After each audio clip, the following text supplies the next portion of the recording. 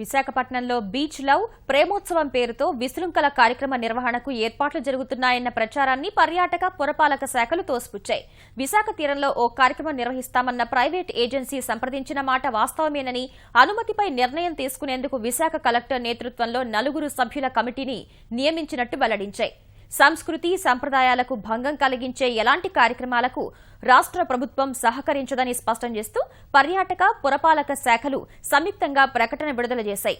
సంస్థ అందించిన ప్రతిపాదనల్లో అసభ్య కార్యక్రమాలు లేవని, అలాంటివి ఉంటే అనుమతిచ్చేది లేదని మంత్రి గంటా శ్రీనివాసరావు తెలిపారు.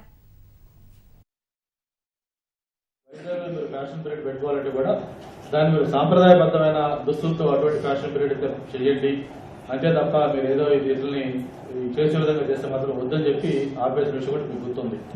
కాబట్టి ఏదైతే ఈ బీచ్ ఫెస్టివల్ అని చెప్పి వాళ్ళు ప్రపోజల్ ఇచ్చారో వీటిలో ఎక్కడ కూడా మనకి అసభ్యకరమైనవి కానీ లేకపోతే అశ్లీలమైనవి కానీ లేకపోతే మన సంస్కృతిని భంగపరిచే విధంగా కానీ ఎటువంటి ఈవెంట్స్ కూడా చూడలేవు.